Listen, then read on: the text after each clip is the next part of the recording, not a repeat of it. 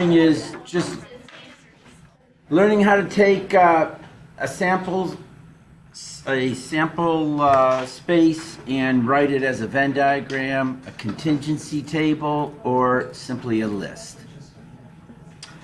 All right, now here's an example of taking a problem and writing it as a Venn diagram. This you've already done. All right, so if I look at this, it tells me that one person plays both archery and badminton. So archery, badminton are represented by these two circles. So this is simply going to be the intersection of them. So that's this one. So this is A intersect B. And we know that that area is right here. And that area corresponds to this one.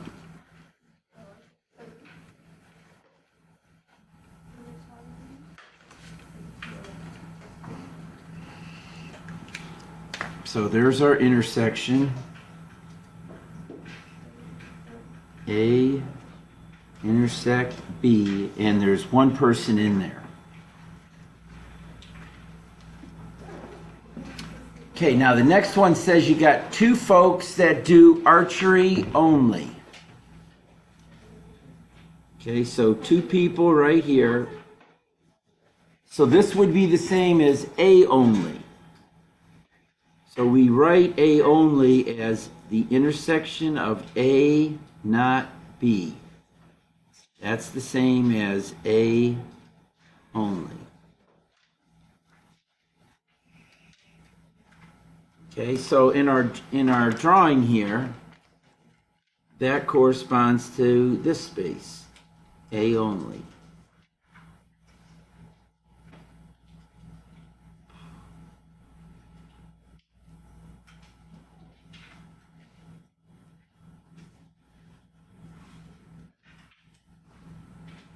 Okay, and in that one there is two people.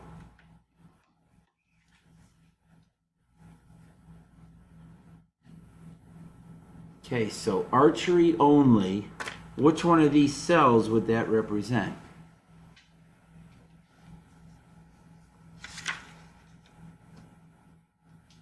Archery only. So all we've done here, when you're making a two-way table or contingency table, they're the same thing. You either do archery or you don't. You either do badminton or you don't. That's how you set up your table. So I want archery but not badminton. So that's this cell right here. So this cell would represent only A.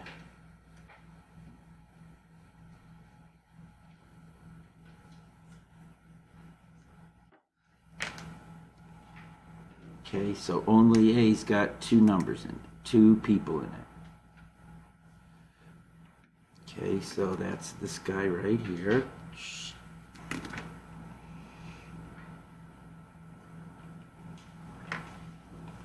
Okay, and this is only A. So that's A, the intersection of A and not B. Okay, so let's see. This one was A intersect B, and this one is A intersect not B.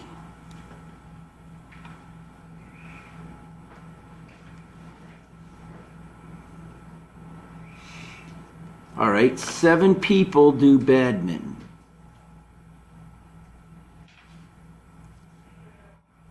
So that's the set B. So I can take that information, and I know B's got to have 7 people in it. So for B,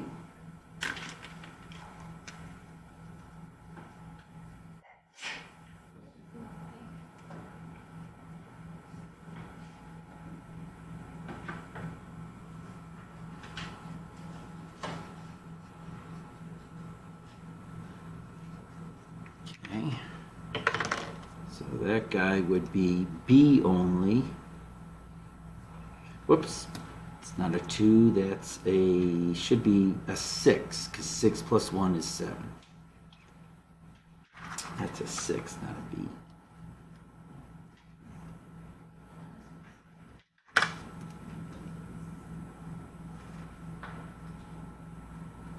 Okay, and that section is B only, which would be not A intersect B.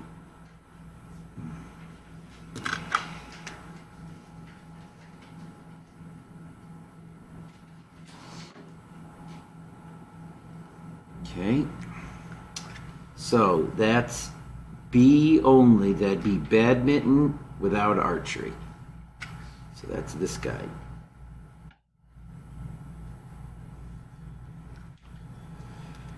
So, not archery intersected with badminton, and that's 6.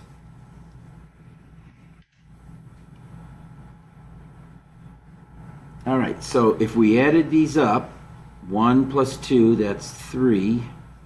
So that would be the number of elements in set A. If we added these up, that would be 7. That's the number of elements in B. Okay, then you got not A, not B. So that would be outside of both of these circles. All right, and there would have to be, there's what, 12 people?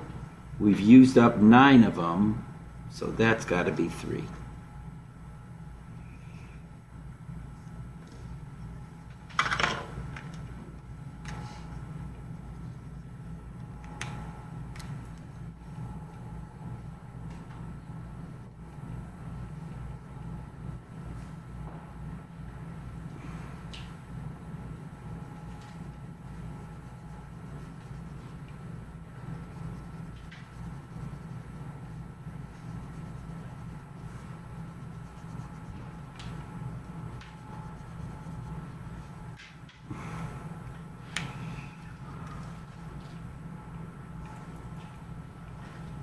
Not A, not B. Those add up to 9, and these add up to 5. Okay, now what would those areas be symbolically? The 9 is made up of the 6 and the 3.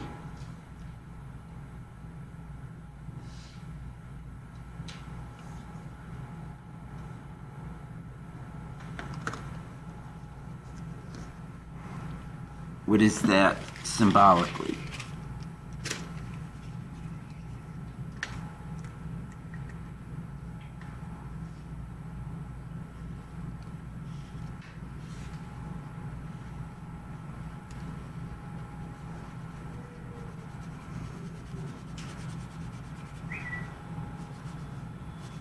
Okay, that's the 6 and the 3.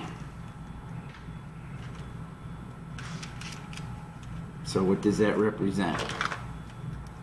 If you were using set notation.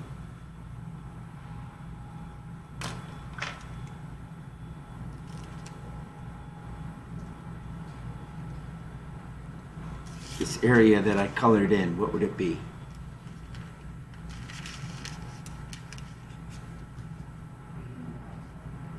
Pardon me? B and everything on the outside. Pardon me? A or B? No. Not A. That's not A. So this here is not A. And then the one that's the 5,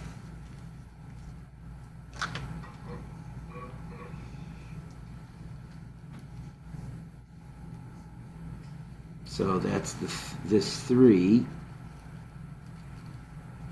and this 2.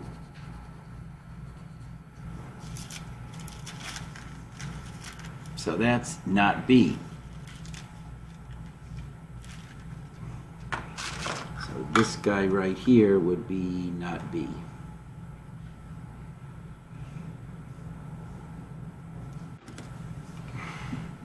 Which makes sense. A and its complement make 12. B and its complement make 12.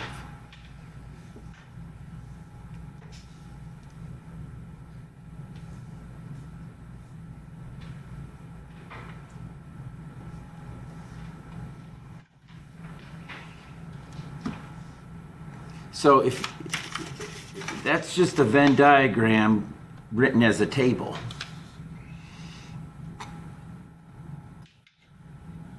Okay, these are the 4 overlapping areas in the table. And it's just like that. We made there was a chart in one of your earlier notes that was exactly that. Right here. It's this right here, the 4 overlapping areas. That and that. That's those right there. Okay, so if I was asking you, what's the probability that a person chosen at random does only badminton?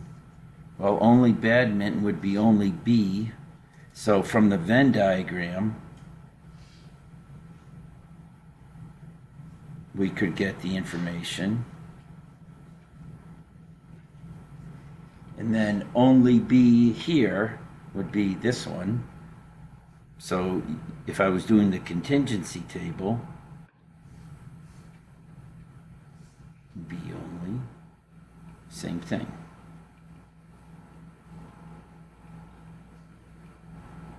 Now in this case, I think the Venn diagram is probably easier to do.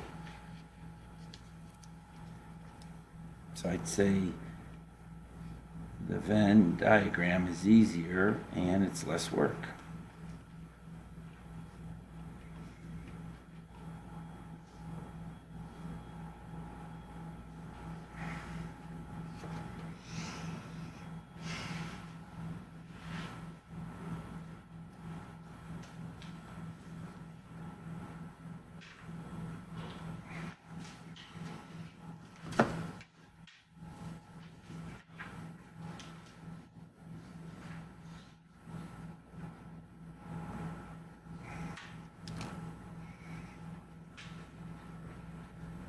Okay.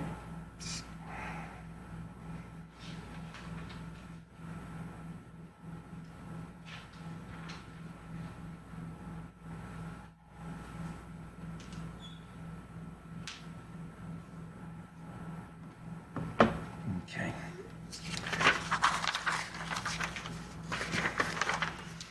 All right, so second question would be an example of organizing data into a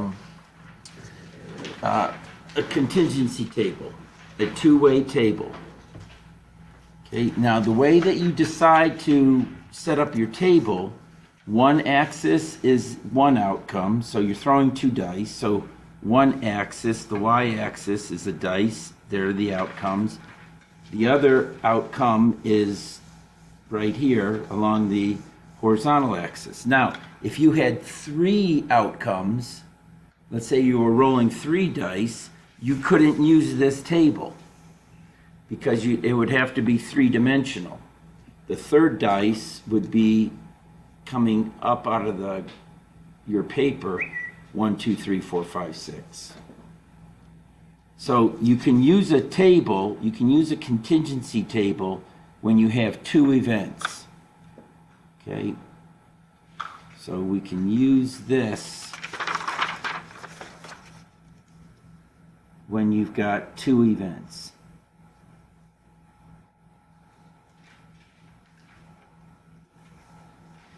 Okay, if you've got more than 2 events,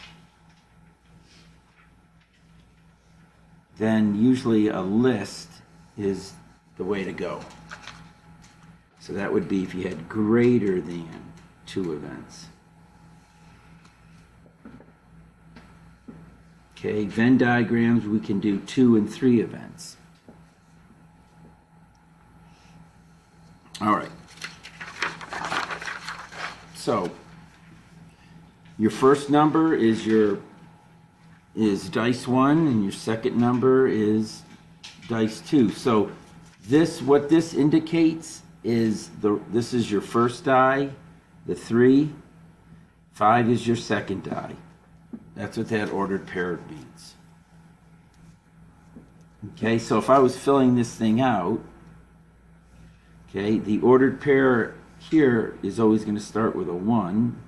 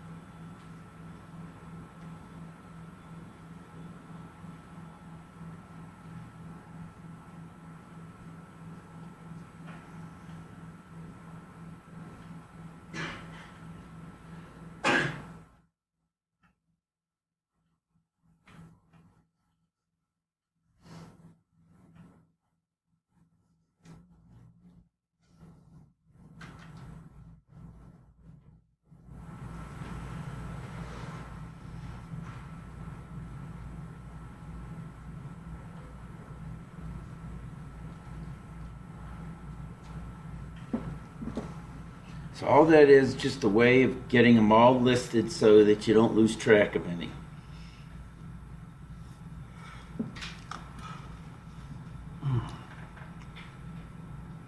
Okay, and then it just says highlight all the ways of getting a score of 6, less than 6. All right, so there's one way. That's less than 6. That's equal to 6, so I'm not going to count it. Less than 6. Less than 6.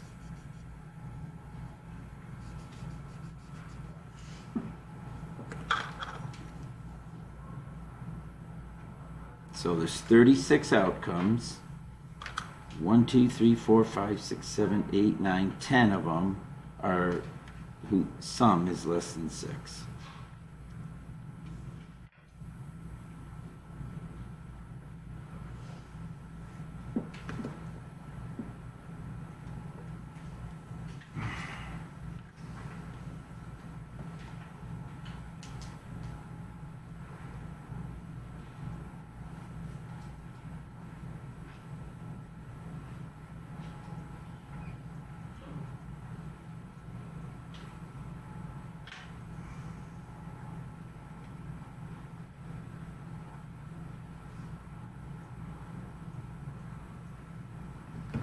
Okay. Yes. You betcha. Okay. Now you've got 3 outcomes. So when you have 3 outcomes, we can't make a table because, like I said, the table, you could have a spinner here and its results. 1, 2, 3. You could have a spinner going this way. 1, 2, 3. But the third spinner, you'd have to be another axis. You'd have a 3-dimensional table. All right, so what you do on these is it's probably best just to make an organized list. And what's easiest is to make a tree diagram. Okay, so your tree diagram, the nodes in a tree diagram, where the branches come out, is the same as the events.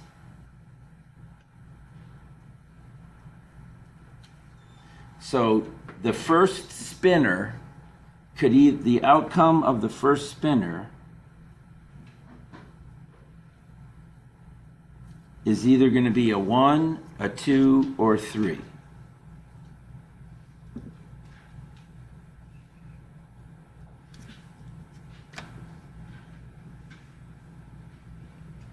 Okay, now the output from the second event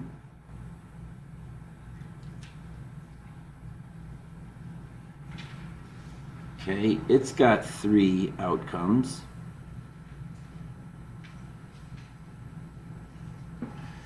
Okay, so out of here, I'm going to have 3 branches.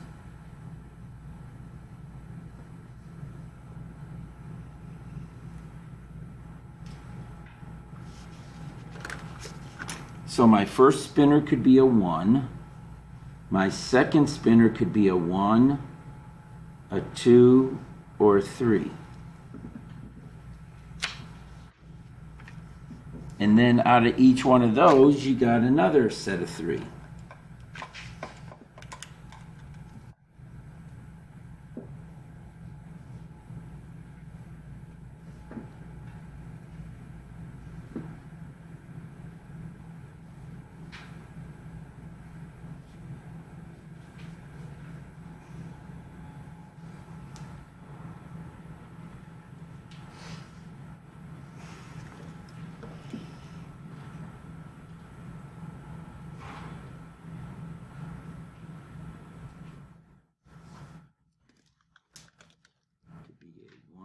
A 2, a 3, a 1, 2, 3, a 1, 2, 3, 4.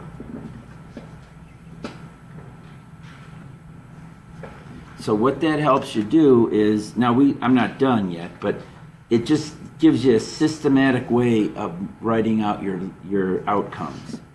You got a 1, a 1, and a 1. A 1, 1, 1.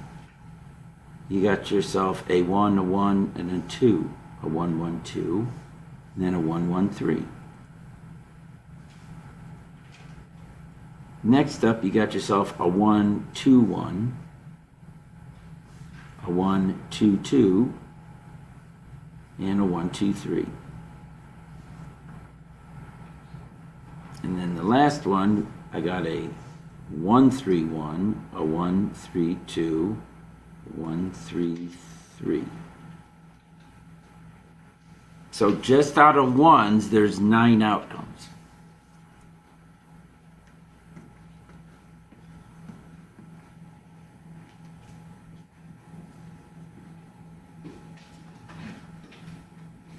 Okay, now I'd repeat this, guys, for when the first one's a 2.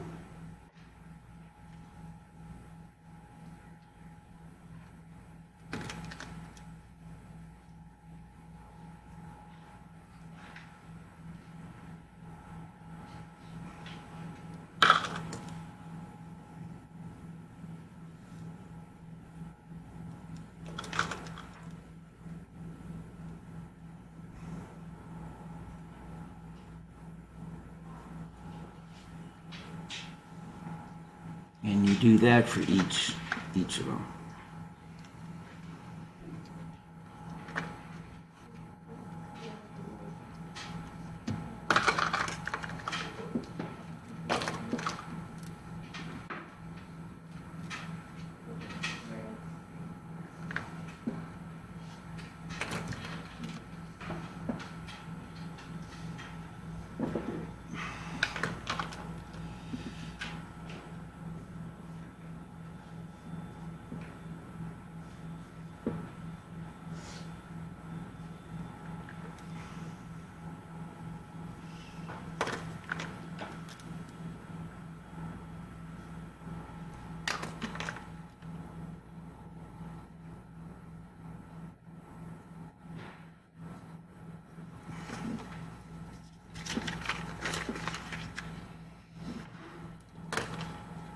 Okay, so for my twos, I'd have a 2, 1, 1, a 2, 1, 2, a 2, 1, 3.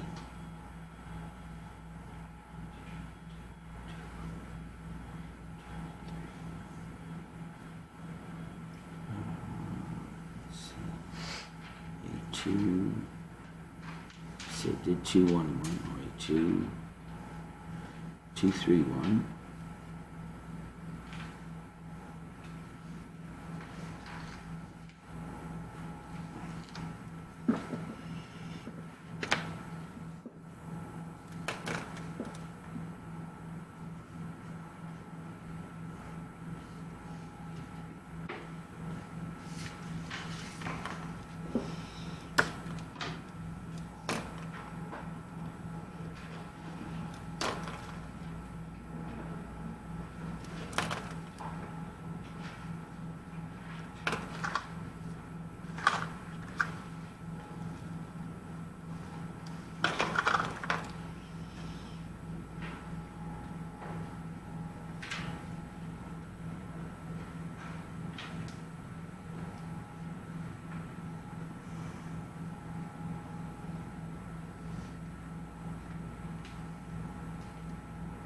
And there they all are.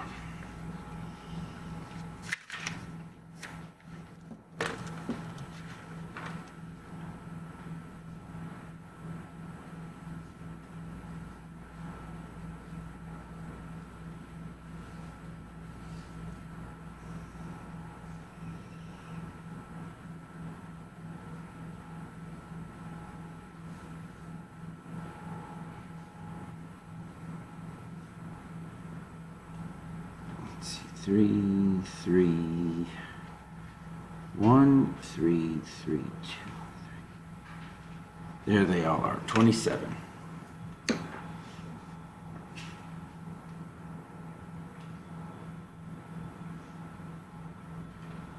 And then you're just listing which ones on here. Let's see. You got 27 outcomes.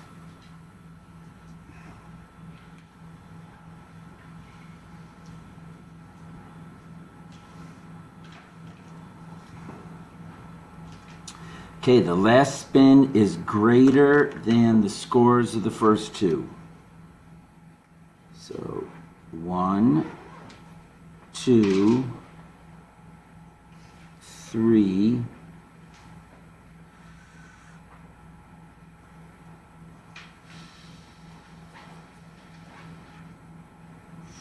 4, 5,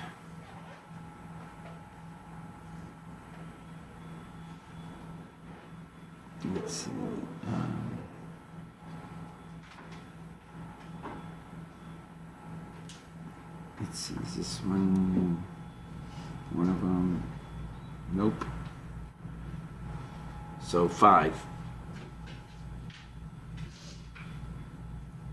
1, 1, 2, 1, 1, 3, 1, 2, 3, 2, 1, 3, 2, 2, 3. And there it is. So just different strategies of organizing a sample space. If you got 3 or more events, you're probably going to have to make a list.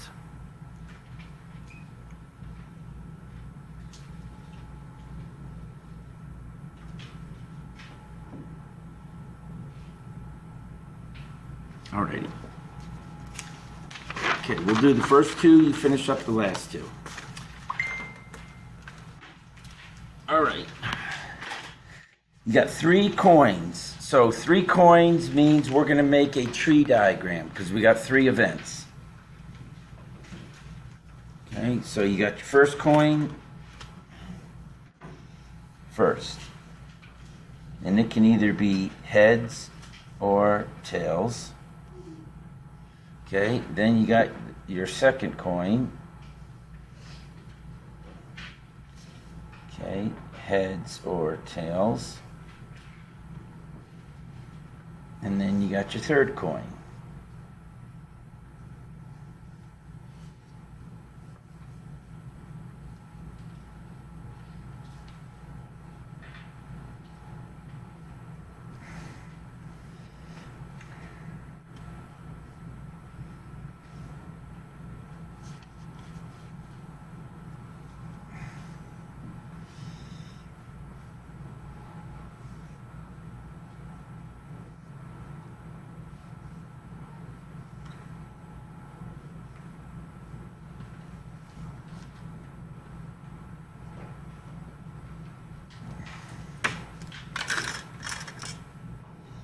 So there's all you got 8 outcomes.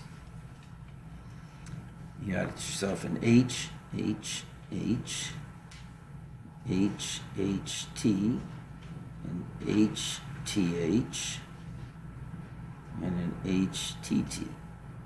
That's from the top one. And then this guy, I got me a T, H, H, a T, H, T, a T, T, H, and a T, T, T. And there's your sample space.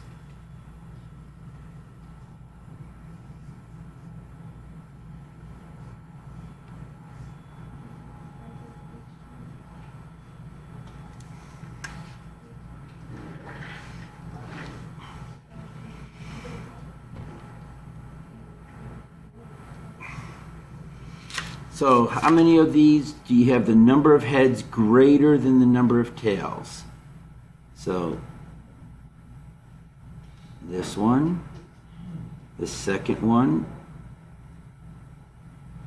the fifth one,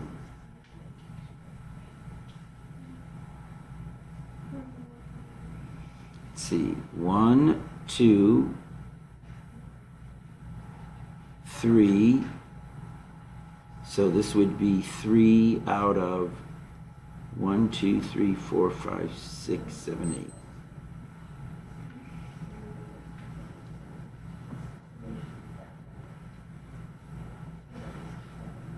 8. Okay, 2 heads in a row. H, H, T, T, H, H. 2 out of 8. Oh, at least 2 heads. So that means it could be more than 2 heads in a row. So that tells you got to include your triple H.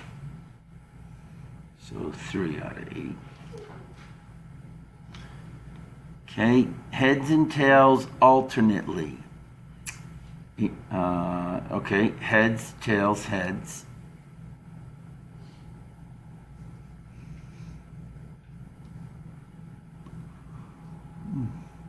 Tails, heads, tails.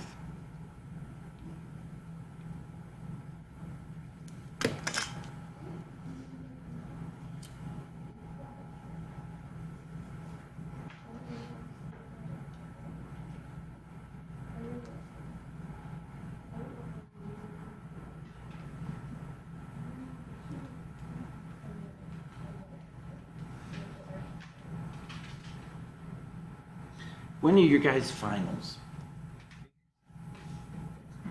Yeah, next week. Do you know which days? Wednesday. Is it 2 days? Wednesday and Thursday? So this one would be Thursday? This one's Wednesday. Is it Tuesday, Wednesday? Wednesday is 4, 5, and 6, and Thursday is 1, 2. Oh, okay. Gotcha. Okay. Alrighty. Tetrahedrals, 4 sides. Your tetrahedra has 4 sides.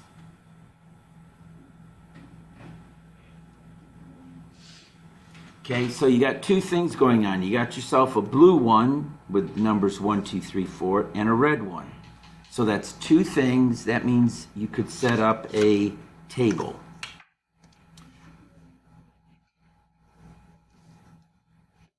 Because I got 2 events. So I could say, okay, this guy up here is going to be the blue. And it's got 4 outcomes. And then this guy here is going to be the red, and it's got 4 outcomes.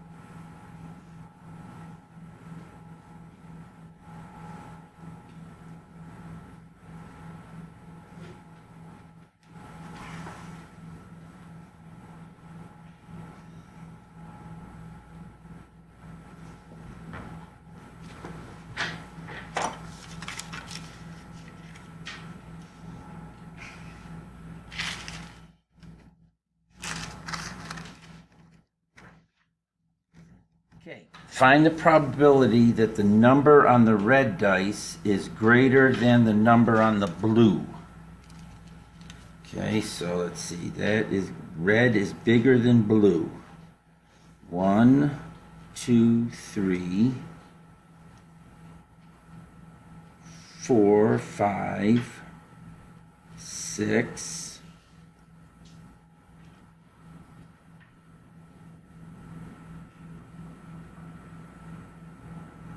I think that's it.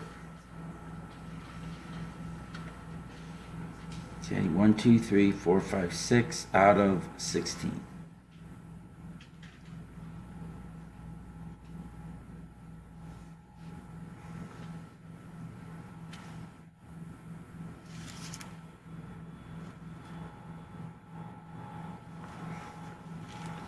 All right. The difference between the numbers is 1. 1, 1, 1, 1, 1, 1. 1, 2, same thing.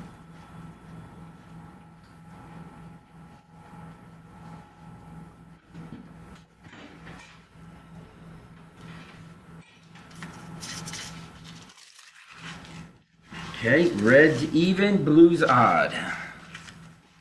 Let's see. Oh no, red's odd, blue's even. Red is odd, blue is even. Red, odd. Okay, none of those. Red, odd, blue, even. Red, odd. Blue, even. Nope. Yeah.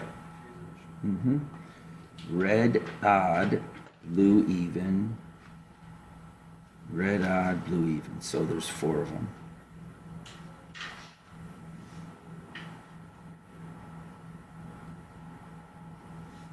One-fourth.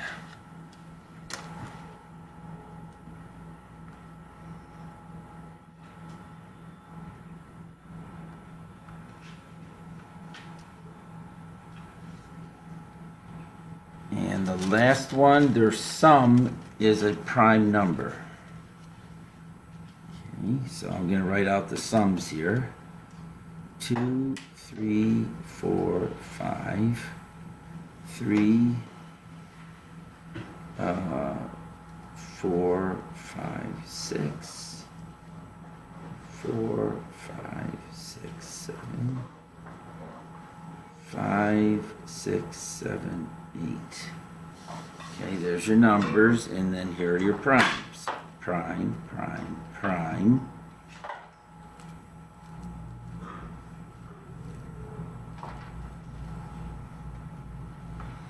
One, 2, 3, 4, 5, 6, 7, 8, 9.